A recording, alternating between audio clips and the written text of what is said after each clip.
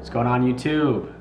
Welcome back to the channel. Man, what an awesome week of Phillies baseball it was this week. Our Fighting Phils have swept now 2 series in a row. Yes, it was against the Rockies and the Chicago White Sox, who probably are 2 of the 3 worst teams in baseball. But hey, we've officially won 6 games in a row. We're 14-8 on the year. We're sitting in second place behind the Braves, currently a game and a half back. So there's not too much to complain about right now, but man, yeah, what an awesome week of baseball this was. And I think really the highlight of this week, it's got to be the starting pitching, especially against the Chicago White Sox. Our starters went 22.1 innings pitched, only allowed 6 hits, 2 earned runs, and 21 strikeouts from our starters against the White Sox. Just absolutely dominant. Yeah, of course, Pinto, that, on Saturday gave up a couple of runs. But hey, that happens. Man, what just an awesome week though. I mean, I think we're finally starting to get the gears going. The bats are finally starting to come alive. Of course, it was the Rockies, it was the White Sox, but hey, at least we're starting to show some signs of life. Now, obviously, I want to see them do that against some of the better teams, especially in our division. You've got the Braves. Obviously, the Mets are playing surprisingly well. But, yeah, I'd like to see our bats kind of come out against Cincinnati and put up some of the same numbers that we did the past 6 games. Trey Turner has been scorching hot. Alec Bohm continues to be probably our best hitter with runners in scoring position. And Brandon Marsh is an everyday player, known superstar. He is just, those 3 guys are pretty much leading the way for our team. And it's been a while since I made a video. I haven't made a video since our City Connect jerseys came out. I was able to actually get my hands on one. Shout out to my dad for copping me a jersey. Got a Bryce Harper, of course. You can never have enough Bryce Harper jerseys. I just want to know what y'all's thoughts are. Do you guys like the City Connect uniforms? Do you dislike them? If you like them, what do you like about them? If you dislike them, what do you dislike about them? Me personally, I think the jersey itself is actually pretty sweet.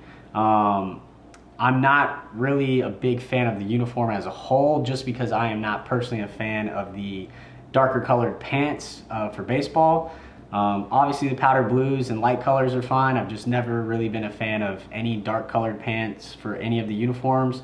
But I think these jerseys would be pretty much like a 10 out of 10 if it was, blue jersey with white pants. I love the baseball hats. I actually think overall, they might not be the coolest City Connect jerseys around, but they're definitely not the worst. So I'm actually pretty happy with them. But yeah, just let me know. I just want to hear what y'all's thoughts are about the City Connect jerseys are. We've got the Reds up tomorrow. I know y'all are going to be tuning in. I think it's going to be a really good series. Obviously, we're about to hit a road trip. So I'd like to see us, honestly, I'd like to see us take 2 out of 3 from the Cincinnati Reds, and I think that is very feasible. We're 6 games over 500. Not too much to complain about right now. Obviously, we'd like to see more offense consistently. Nick Castellanos finally got an extra base hit. Ended up being a triple, so hopefully that maybe jump starts him. And this lineup could really be scary. I mean, honestly, our top guys are still not truly performing up to their capability outside of Trey Turner. Trey Turner has been awesome, but Bryce is still kind of finding his rhythm. Schwarber is pretty much on pace to do what he did last year as far as numbers wise. Nick Castellanos obviously has really struggled, but hopefully we can see him start to turn around.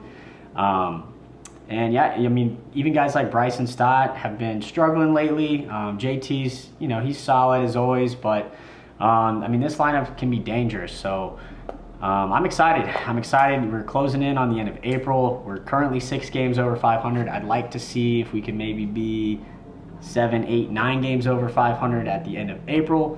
But of course, we'll have to wait and see. And I don't know, are we going to have some struggles in the division this year? Obviously, we knew what we had going up against Atlanta, but the New York Mets, man, they've been playing pretty well, which is really surprising, especially with how much Lindor's been struggling. Lindor's batting, sub 200. He's really not been performing well. So to see them be at 12-9, it's a little bit surprising, but I'm still not convinced that that's going to be sustained success for them.